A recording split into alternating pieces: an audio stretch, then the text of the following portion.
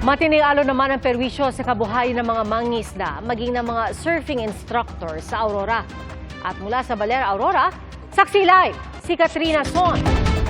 Katrina?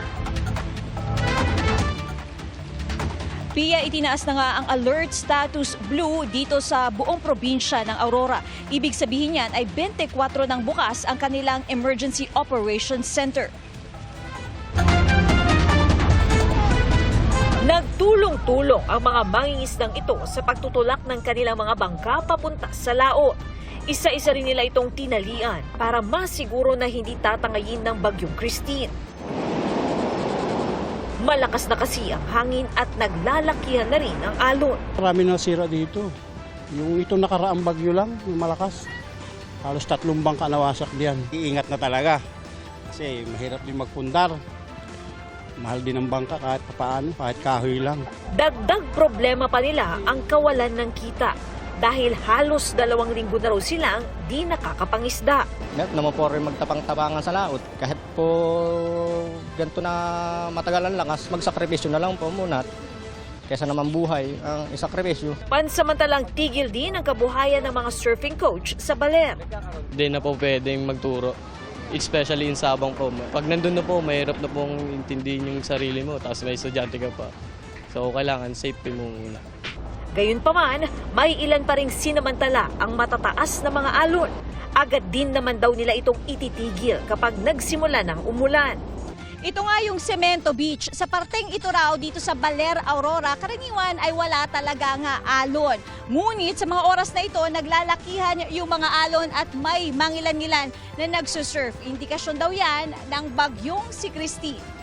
Kanina, nagpulong na ang MDRRMO ng Baler para sa kanilang pre-disaster risk assessment. Sa mga fishermen, kahapon pa nag-remind na tayo through our MAU, Municipal Agricultural Office, na i-remind na yung ating mga fishermen, and kung nasa laot sila, by all means, baka pwedeng pauwiin na muna sila dahil talagang may kalakasan tong bagyo.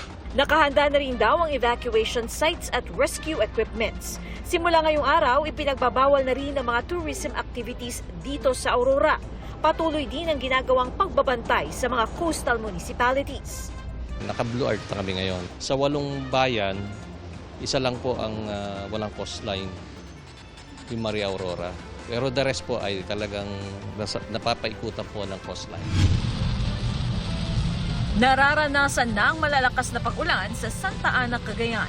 Pahirapan ng pagtakbo ng mga sasakyan dahil madulas ang kalsada at halos mag-zero visibility.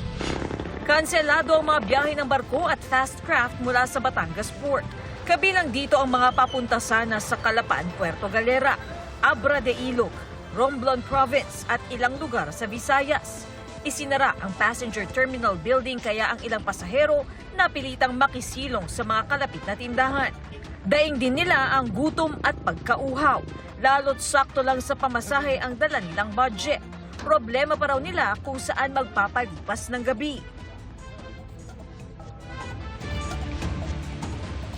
Pia, tuloy-tuloy naman ang ginagawang pagbabantay ng PDRRMO sa mga bayan dito sa Aurora. Ngayong gabi naman, Pia, ay nakaranas na tayo ng panakanakang pag-ulan dito na may kasamang malakas na hangin.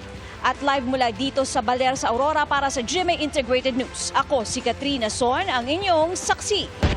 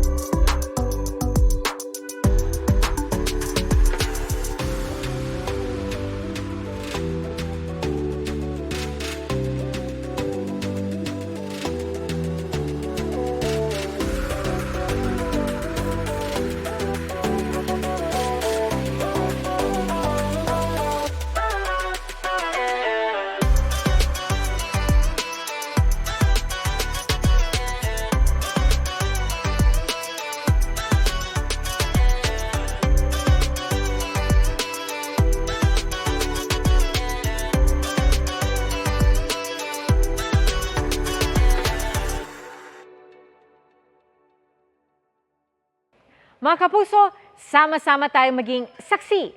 Mag-subscribe sa GMA Integrated News sa YouTube at para sa mga kapuso abroad, samahan niyo kami sa GMA Pinoy TV at sa www.gmanews.tv.